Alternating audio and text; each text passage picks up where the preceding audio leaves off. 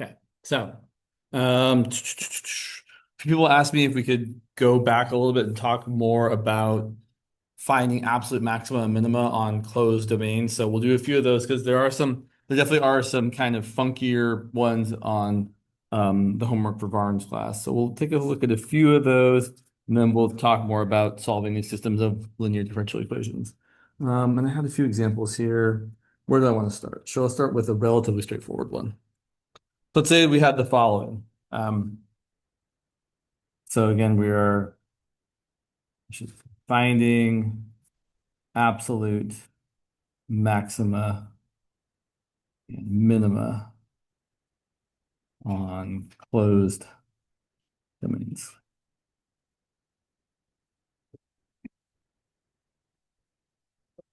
So here's a pretty straightforward example. Say our function f of x comma y is equal to 4 minus 2x plus 3y on the region described by x being between 0 and 2 and y being between 0 and 2 as well.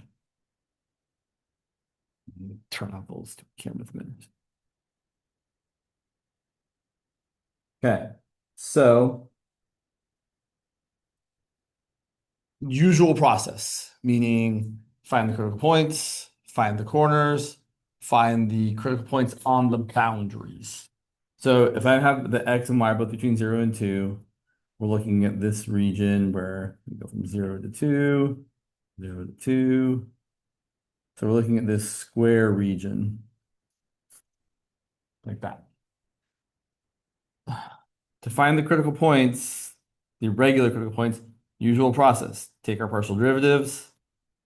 The first partial with respect to x is -2. The partial with respect to y is +3. Set them equal to 0, and we have no solutions, right? If your partial derivative is a constant that's not 0, it can't ever equal 0. So there isn't a critical point. I would also point out that this surface is a plane, right? You have x to the first power and y to the first power and z to the first power, essentially. If all your variables are ways to the first power or aren't there, it's a plane. Just like if it's a y equals mx plus b kind of thing, it's a line. So we kind of have an idea that this is going to be some sort of kind of slanty roof, and the minimum is going to be at one corner and the maximum is going to be another corner. If we look at the walls of our house for a minute, you're going to see that their partial derivatives are also going to be constants. If we look at, say, the wall x equal to 0, well, if we plug in 0 for x, we're going to get f of 0 comma y equals 4 plus 3y. That's just the equation of a line, and its slope is 3. So you're not going to get the critical point here either. If you take the partial derivative, fy is going to equal 3, which doesn't ever equal 0. And that's going to be true for every wall. We're going to go through them quickly here. For x equal to 2, same deal. F of 2 comma y is going to be 4 minus 4, which is 0, plus 3y. The partial is still equal to 3, which is still never equal to 0. For y equal to 0, same deal. Plug in 0 for y, we're going to get f of x comma 0 is equal to 4 minus 2x. And our partial derivative with respect to x is going to be -2. And the same thing is true for y equal to 2. F of x comma 2 is going to be 4 minus 2x plus 6, so 10 minus 2x, and the partial is still -2. So we get no critical points either in the region or on any of the borders. So the only points we have to consider here are just the corners. So plugging in our four corners, we can see that f of 0, 0 is going to be 4 minus 0 plus 0. F of 0, 2 is going to be 4 minus 0 plus 6 is 10. F of 2 comma 0 is going to be 4 minus 4 plus 0, which is 0. And finally, f of 2 comma 2 is going to be 4 minus 4 plus 6, which is 6. So I see a minimum here and a maximum here. So we could say minimum value is, I like to write it this way, f of 2 comma 0 equal to 0. The maximum value is f of 0 comma 2 equal to 10. That tells you not only what the values are, but where they occur. Graphically, this isn't too terrible to actually graph. 1 second. So you could try graphing this in 3D and it's kind of not super ugly. So we know that at x is 0, y is 0, the function value is 4. And when x is 2 and y is 0, the function value is 0. And when x is 0 and y is 2, the function value is 10. That's kind of way up here. Finally, when x is 2 and y is 2, the function value is 6. Kind of like maybe up here. So this is our, I'm going to draw this. It's going to look kind of funky, but that's our, whoosh, those don't touch. But that's our plane, and you can kind of see it.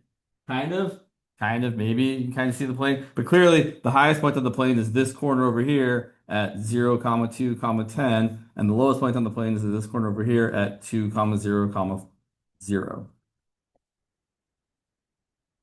And the plane is very much pointing kind of right at you like this, right? It's kind of like that, where the lowest point is out, right, pointing towards you, and the highest point is kind of over here on the y-axis.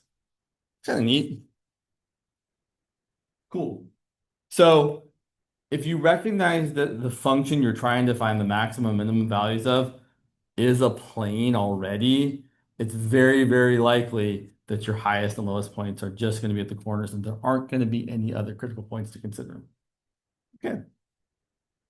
Let's look at a few more examples. Specifically, I have two more examples in mind. Sure, let's look at this one here. I wrote down lots of examples. Which one do I want to actually do? Yeah, let's do that one. Okay. So let's say we have the following. Yeah. We're going to, again, finding the absolute maximum minimum of f of x comma y equal to, which one's more interesting here? Yeah, we'll do that one.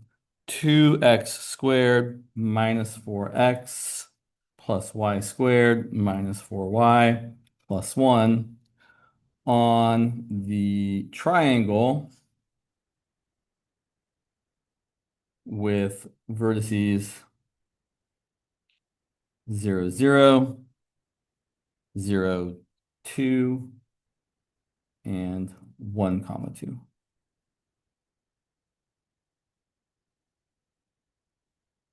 So I do like to draw the region. I think it's useful. You have the point 0, 0, and 0, 2, and 1, 2. So here's my region.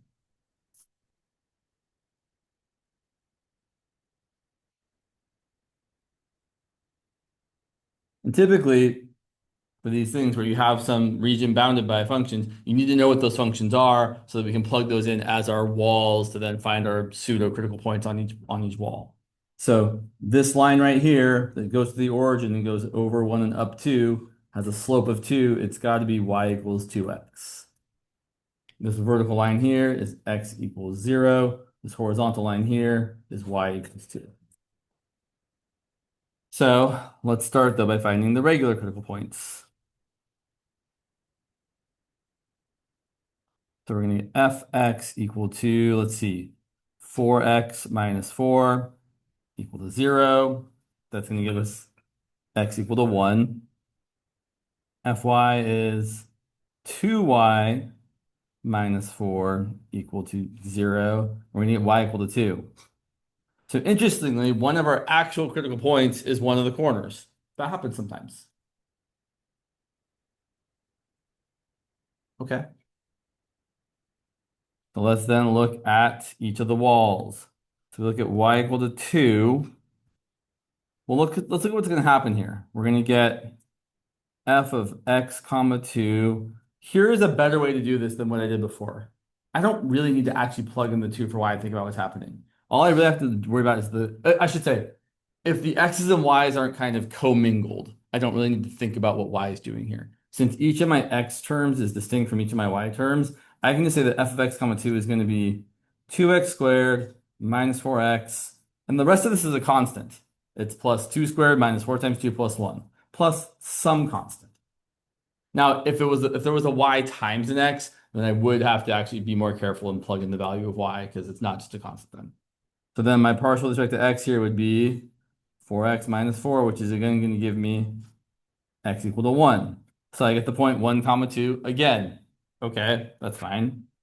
On my boundary, x equal to 0, I'm going to have f of 0 comma y. And again, same deal. The x parts I don't really care about, and they will both be 0 here, but I'm just going to say there's some constant plus y squared minus 4y. Then take the partial, which is fy. It's going to be 2y minus 4. I set that equal to 0, and I get y equal to 2. So I get the point 0 comma 2, which is also one of my corners. Sometimes it just works out that way, that the critical points you end up getting on each wall are just the corners. That's okay. That's not that weird. So we got that point, that point. And now along the line y equals 2x, we're going to have f of x comma 2x. So then plugging in 2x for each y, we have 2x squared minus 4x plus 2x quantity squared minus 4 times 2x plus 1. Simplifying that, we get 2x squared minus 4x plus 4x squared minus 8x plus 1. Taking the partial derivative. I know I could simplify it further, but we're just taking the partial derivative. It's going to be 4x minus 4 plus 8x minus 8 equal to 0. And I still think we're going to get x equal to 1 because we've got 12x minus 12 or 12x equal to 12. So x is equal to 1. If x is equal to 1, y is equal to 2. Again, it's kind of annoying. We're getting the same critical point so many times. Feels like we're doing way too much work, but we kind of have to check each wall. So the only points we have to check here are just the corners. Kind of weird. That happens sometimes. So plugging in f of 1 comma 2 is going to be, well, let's see. Plugging in 1 for x and 2 for y, I'm going to get 2 minus 4 plus 2 squared minus 4 times 2 plus 1. That's going to be, what? I don't know. 2 minus 8, negative 6 plus 1 is negative 5. And then plugging in our other corners, 0 comma 2. We're going to get 0 minus 0 plus 4 minus 8 plus 1. That's going to be negative 4 plus 1, which is negative 3. Finally, plugging in 0, 0 is the easiest. You get 0 minus 0 plus 0 minus 0 plus 1. So we have an absolute maximum there. We have an absolute minimum here.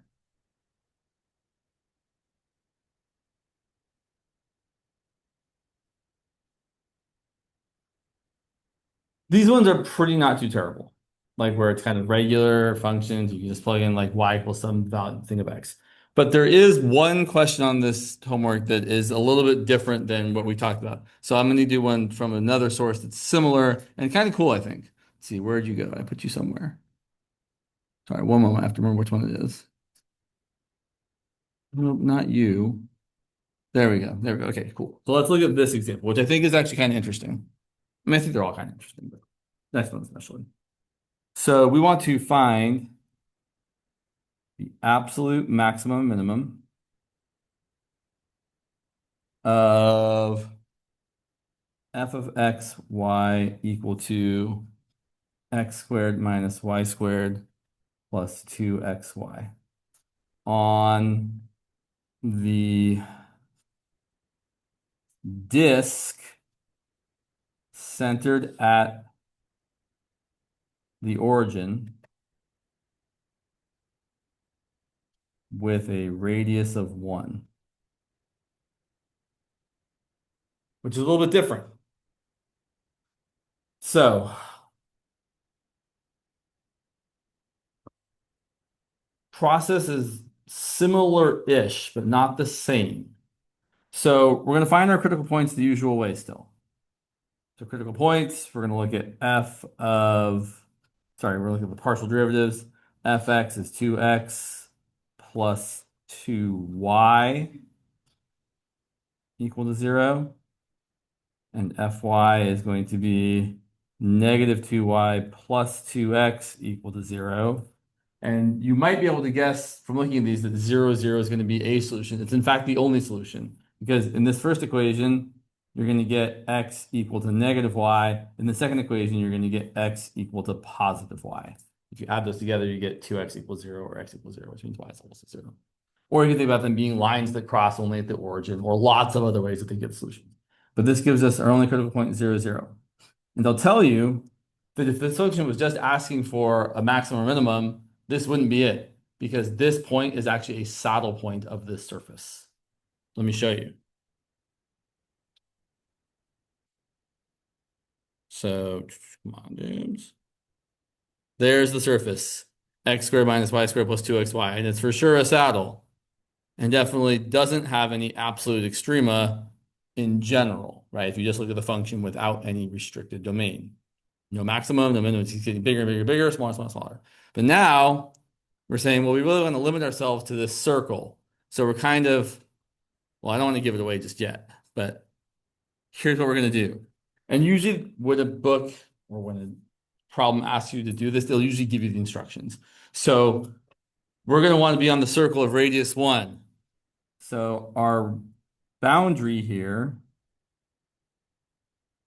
is the equation x squared plus y squared equal to 1, which is kind of problematic because it's solving for y here. Well, again, it's not a function of x. Right? If you solve for y, you get y equal to like plus or minus the square root of 1 minus x squared. And plugging that in for the y's here and then taking the partial derivative, like it's there's a lot of like you kind of have you have to like look at this case or this case or this. It's terrible. But when you're working over a circle, there's something you can do. You can use a change of variable. You can parameterize that and say, oh, we're going to use the parameterization, x equal to 1 times cosine theta and y equal to 1 times sine of theta. And theta is going to go between 0 and 2 pi. So you're getting one full revolution around the circle. I know it seems kind of weird, but it is actually how this is done. The nice part about this is when we plug those in for x and y in our original equation, we'll just have a function of one variable, theta, and then we can just find critical points the more typical way, just taking the derivative and setting it equal to 0, because it's a one variable function instead of a two variable function. So I do want to make sure everyone's cool with this though. These points, cosine theta, sine theta, are points on the unit circle, the circle of radius 1.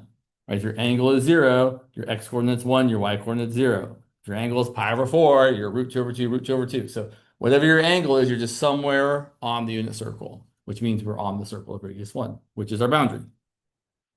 So then we're going to plug in x equals cosine theta and y equals sine theta.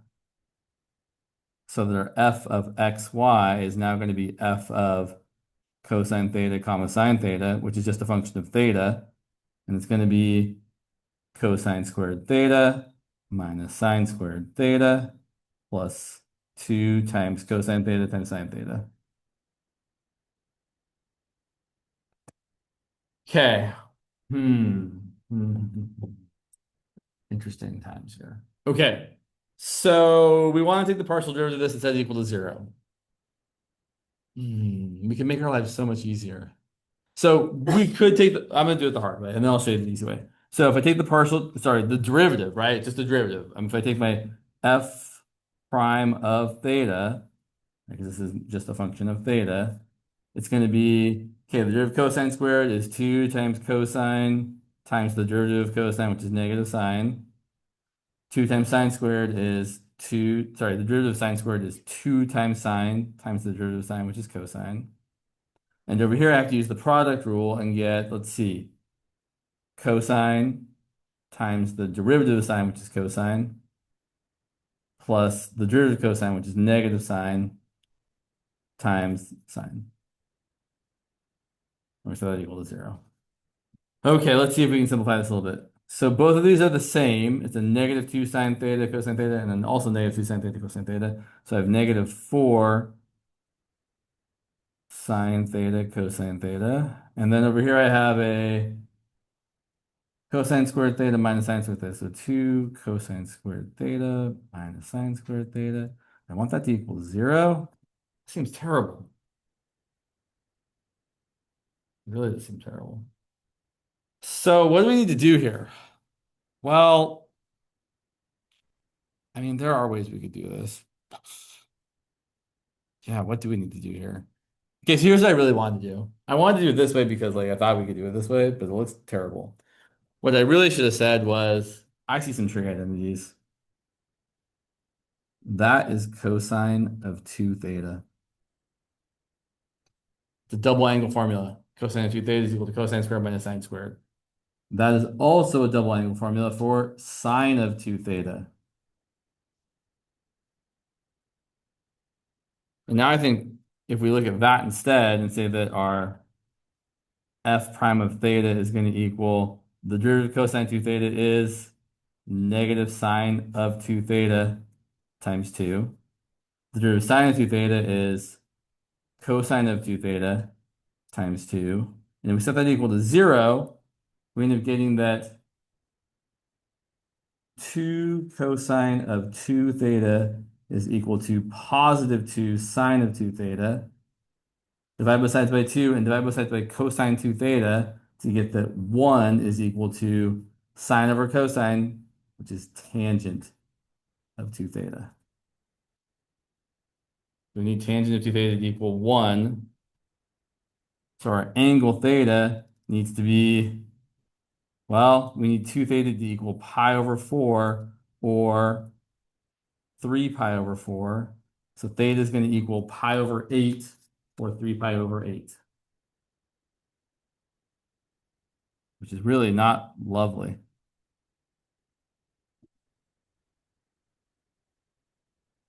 And then we can plug those back into the x and y coordinates to say that, okay, our new critical points are going to be x equal to cosine of pi over 8, comma sine of, and then, no, sorry, and y is equal to sine of pi over 8.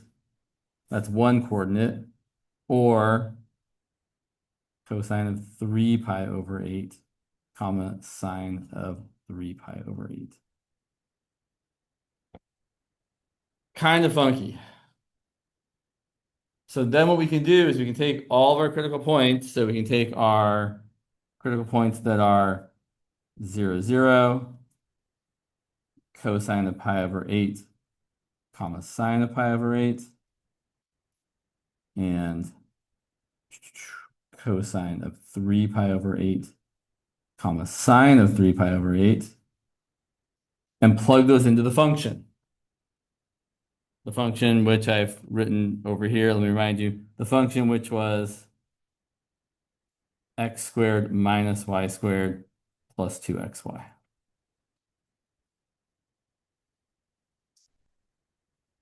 All right, well, let's see. If we plug in 0, 0, we're going to get 0 minus 0 plus 0. Now, if we plug in these things, this is where it gets a little dicey because those aren't very nice numbers. This is probably where I would use a calculator. So, in fact, let's go ahead and look over here at the surface. So this is actually kind of a use. Well, actually, we'll find out. We'll find out how useful this is. So, yeah. Can we just plug in a point here? Can I grab a table here? I don't think so. It's not like the other one where you can just, yeah, bummer. Oh well.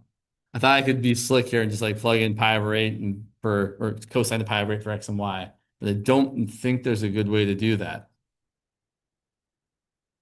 And no one says, James, you can just do it this way. So obviously, I'm not the only one. I don't think there's a good way to do that, and nobody else has a good idea here. So here's what I wanted to show you with this. Actually, you can reduce this surface to just the part you want by plugging in the restriction x squared plus y squared is less than or equal to 1. And if you look at that, you can kind of believe, well, yeah, look, I would believe that I'm actually missing a couple points, right? Because certainly from the look of this, how many absolute minima do there appear to be? 2. And how many absolute minimum? Also 2. And they look to be at, they look to be at angles. Yeah. That maximum looks like it's an angle of pi over 8. Yeah, interesting. Interesting. What am I, oh, I know what I did. Okay. So the problem the mistake I made with these values of theta, but you can't see that I'm pointing to right now. The mistake I made was not going far enough.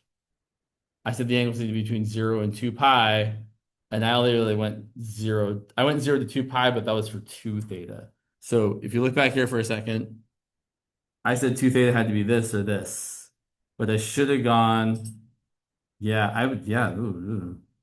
I was, well, first of all, I made it, wow, I'm making lots of mistakes. So a few mistakes I made here. First of all, that shouldn't be 3 pi over 4. Because tangent isn't equal to 1 at 3 pi over 4, it's equal to -1. That angle should have actually been 5 pi over 4. And then I should have kept going. I should have kept going to 9 pi over 4, which is 1 full revolution away from pi over 4, and 13 pi over 4. Because then when I divide each of these angles by 2, all of them are still between 0 and 2 pi. So we actually don't get these. Apologies. Not quite right. We actually should have had the following critical points. We should have had cosine of pi over 8, or 5 pi over 8, or 9 pi over 8, or 13 pi over 8. So our other 4 critical points are the following. Cosine pi over 8, comma sine of pi over 8, and the list goes on. Cosine 3 pi over 8, sine of 3 pi over 8, cosine. I keep making the same mistake. 5 pi over, that 3 looks like a 5. Sorry, 5 pi over 8, and then 9 pi over 8, sine of 9 pi over 8. And the fourth one being cosine of 13 pi over 8, comma, sine of 13 pi over 8.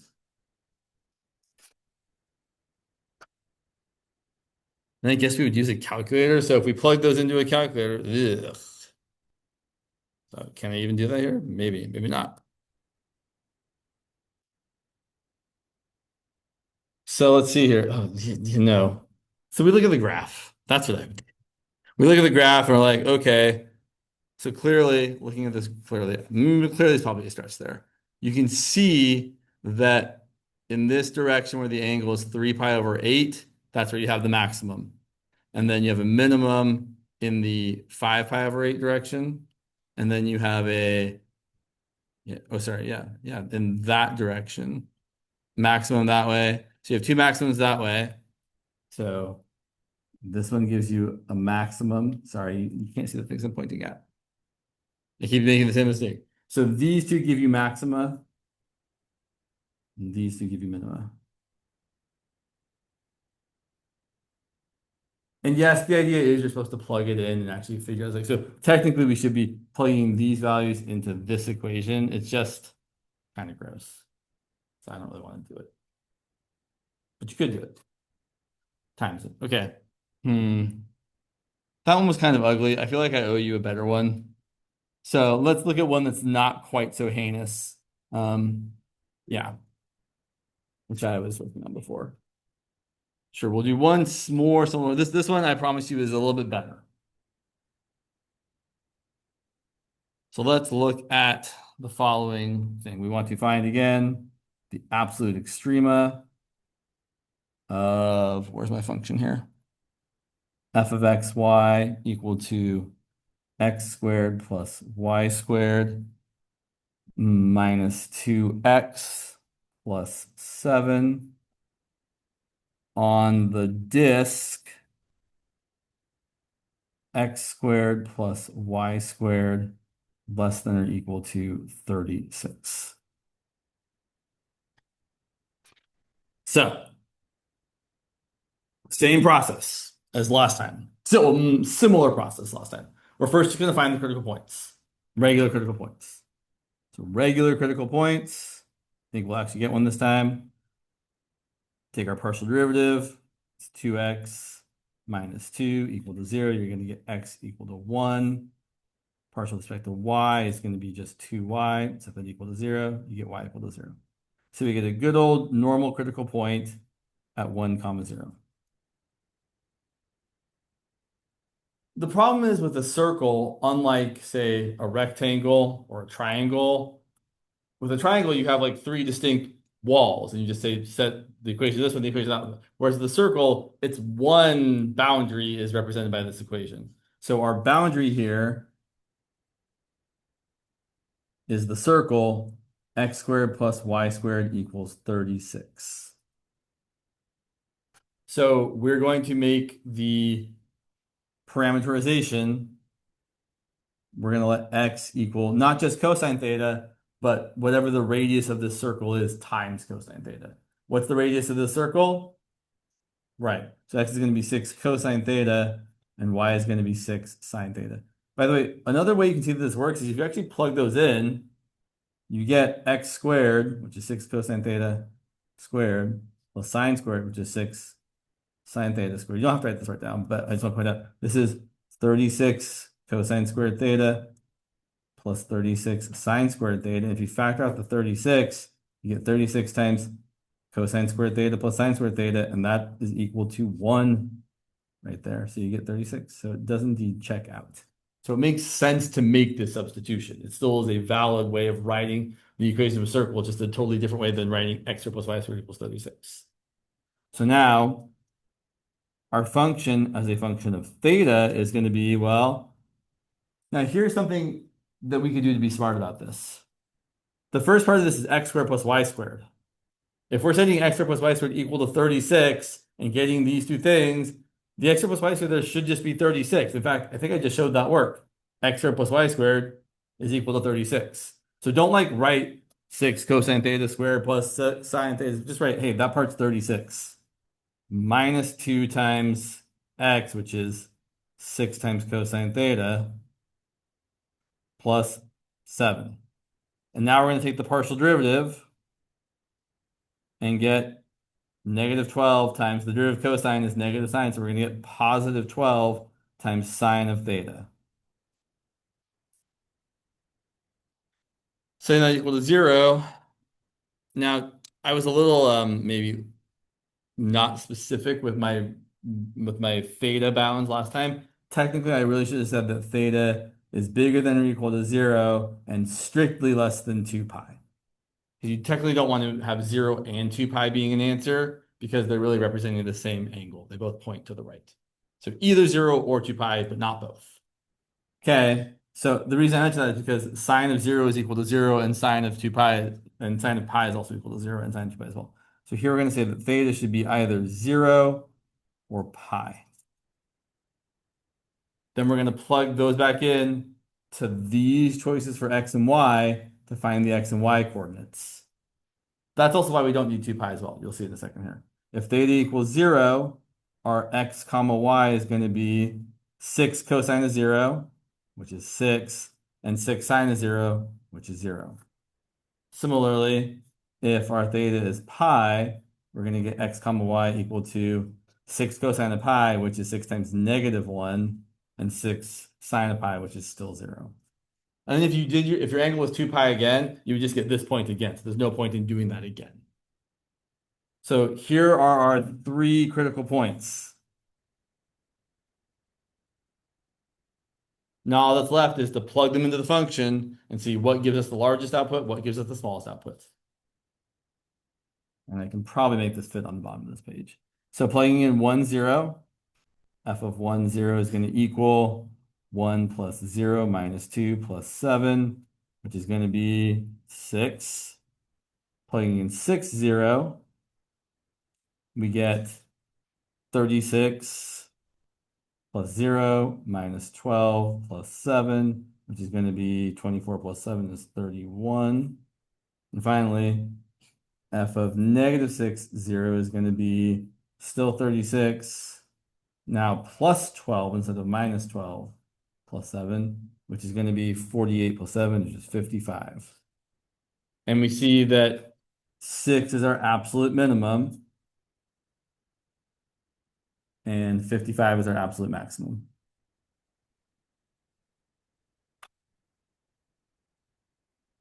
So kind of a weird problem, but not that terrible.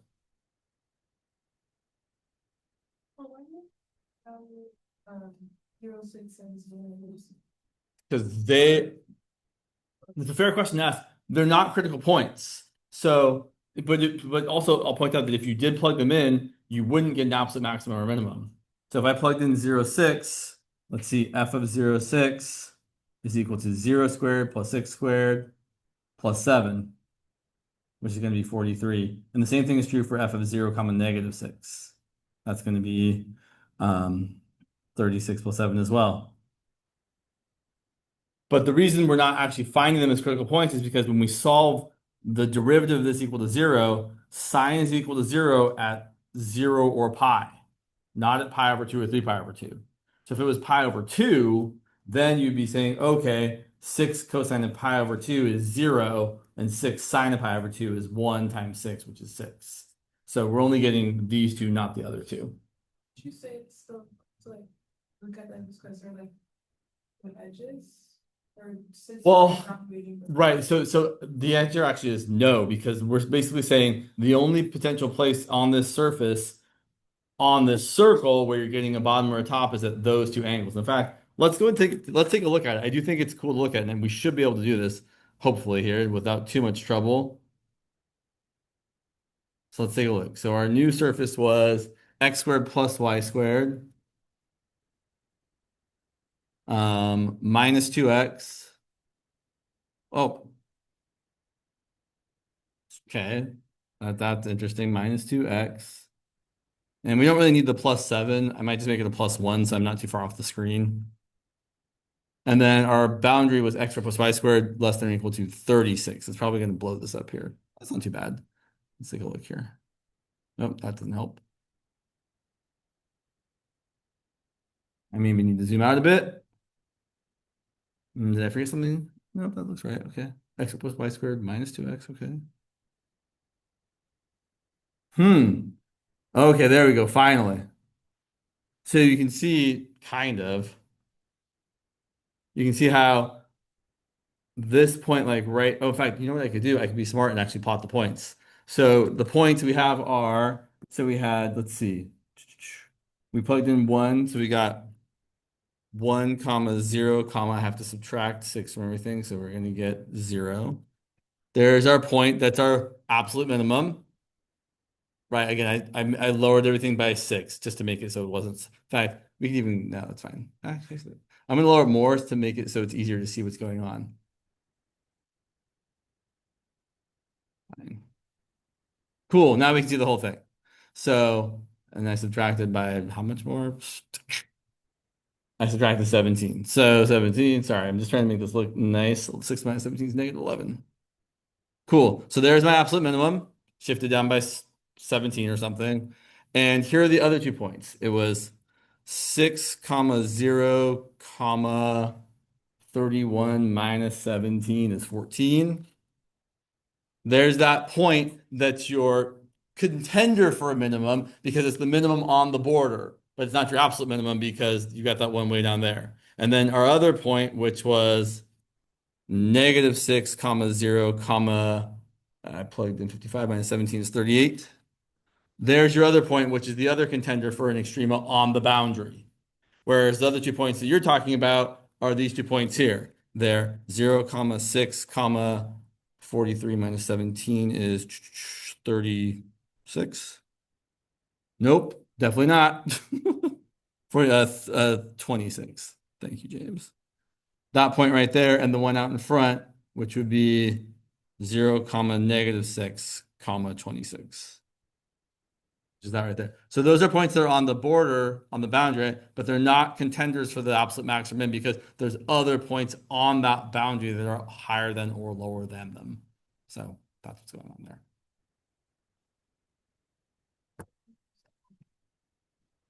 Well, we are looking at the edge. We're limiting the places on the edge we're looking at. Just like with the regular walls, we are looking on that wall, but we're really looking for where on that wall is the derivative of the function equal to zero. Same deal here. Looking where on that circle is the derivative of the function we've got equal to zero. Okay. Let's do one example of something else. I know it took most of our time doing that, but let's look again. So going back to the other thing we were talking about last time. Oh, thank you guys. Yes. You'd think it'd be something that would be more on my mind, like, but I've just completely forgotten about it. It's all right. Thank you for reminding me. So let's say we want to oh, solve the following system of equations. Also, I'll point out someone in class last week, I don't think, or on Monday, sent me a video from 3 Blue 1 Brown, which is a really good website for videos about another way to find the eigenvalues of a matrix, which seem to be potentially faster. So I will post that for everybody to look at because I do think it's worth watching if you're interested. But really, to find the eigenvalues, you can either factor your polynomial or use the quadratic formula. But this other way I think was pretty slick. So I'm going to send that to everybody. You don't have to look at it at all, but it is kind of cool. So we want to solve this system. dx dt is equal to x and dy dt is equal to 4x minus y. With initial conditions, x of 0 equal to 2 plus y of 0 equal to 10. Sometimes we like to use x and y. Sometimes we like to use x1 and x2. It kind of just varies back and forth. I will point out. Will I point out? No, I won't. So whenever you have a system of equations like this, we really want to write it as a matrix equation.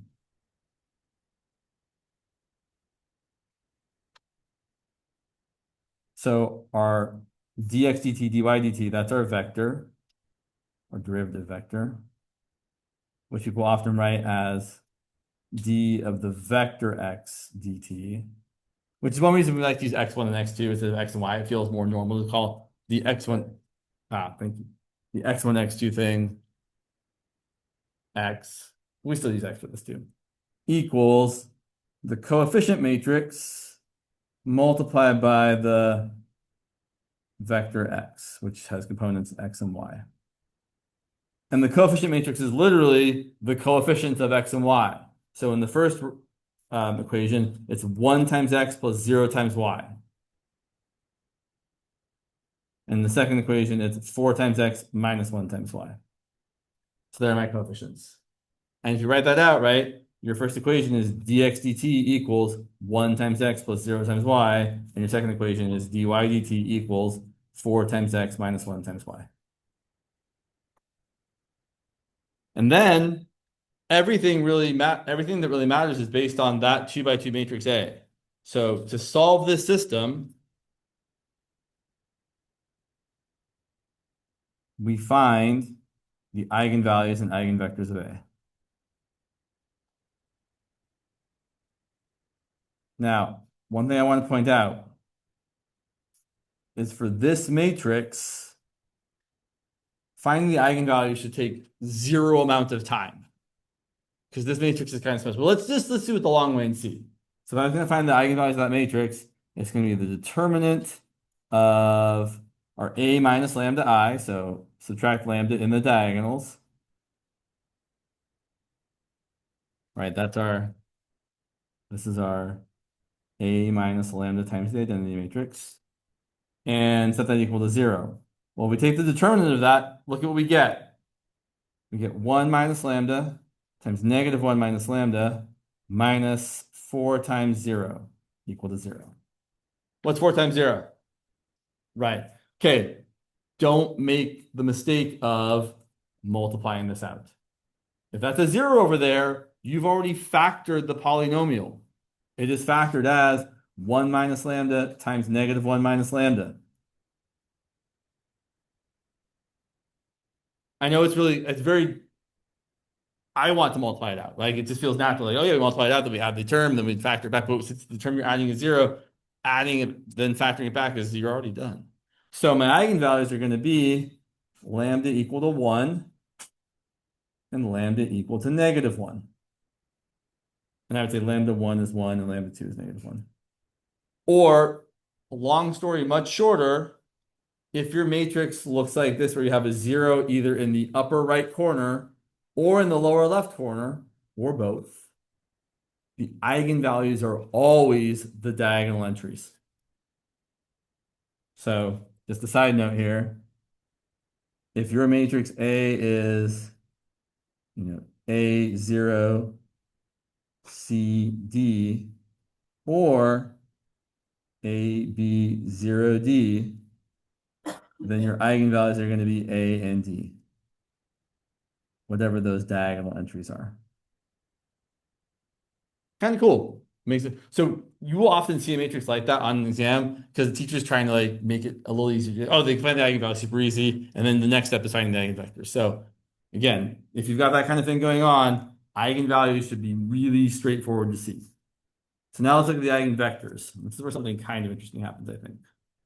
So eigenvectors. We got a few minutes, yeah. So for lambda 1 equal to 1, we're going to solve A times the eigenvector equal to lambda 1 times the eigenvector, V1. In other words, we're trying to solve our matrix A, which is 1, 0, 4, -1, multiplied by the eigenvector we're trying to find equal to 1 times the eigenvector we're trying to find. Okay. Now, I know I said before, meaning on Monday, that you only ever need one equation. Like you don't need both equations. And sometimes that's true, but the equation you need isn't the first one. And this is one of those times where that's true. Because our first equation is 1 times x plus 0 times y equals 1 times x, which boils down to x equals x, which is true, but doesn't tell us anything because x could be literally any number and y could be literally any number. So in this case, the first equation doesn't help us at all. So we look at the second equation. And the second equation tells us 4 times x minus 1 times y equals 1 times y. And that does tell us something, because then we can add y to both sides. We get 4x equals 2y, divide both sides by 2, 2x equals 1 times y, and then my vector is going to be, okay, I know you can do it any old which way. I really think it's easiest to say x is the coefficient of y is the coefficient of x. That's the way I would always do it. Yeah, I think always. All right. Similarly, for lambda 2 equal to -1, we have our matrix A, 1, 0, 4, -1 times xy equal to -1 times xy. And here the first equation actually does tell us something. The first equation tells us 1 times x plus 0 times y equals -1 times x. Okay. There's only one number out there that's equal to its own negative, 0. Or you could add x to both sides and say 2x equals 0, so x equals 0. And now we have found the eigenvector. Because what's the only thing that's not allowed to be an eigenvector? 0, 0. So if x is 0, the other coordinate can be any value you want except for 0. I'm going to pick 1. You could pick 2 or 3 because all those vectors point in the same direction. They all point straight up. So no matter what, your second eigenvector you could say is, usually we pick 0, 1, but literally, or any 0, comma c, where c isn't equal to 0. 0, 5, 0, 7, 0, billion, 0, -20. All of those are choices, but the standard choice is to pick 1. And then just to get it down the page, even though I know that we are out of time, I will just point out that our solution then is that x as a vector, which is equal to x of t, y of t. You should memorize this next part. It's c1e to the lambda 1t times v1 plus c2e to the lambda 2t times v2, which in this particular case is going to be c1 times e to the 1 times t times my first eigenvector, which was 1, 2, plus c2 times e to the -1 times t from the second eigenvector, which was 0, 1. And then we would use our initial conditions to find C1 and C2. But we don't have enough time for that, so I won't do that.